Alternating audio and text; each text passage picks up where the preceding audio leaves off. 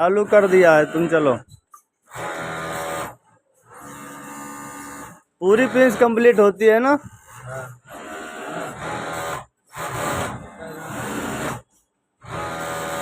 Last दूसरी जगह लगेगी। हाँ, कवरिंग दूसरी जगह होगी। ये पैजामी है बच्चों की। बच्चों की पैजामी है। अच्छा जी, हो गई तैयारी, ये देखो हो गई। ये लास्ट दूसरा आंसर लगाएगा। ये बच्चों के पैजामे हैं भैया।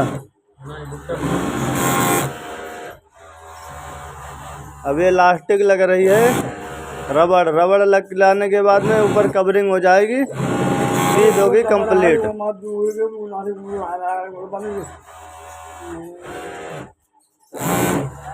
जो काय ढूंढ रहो राजन काय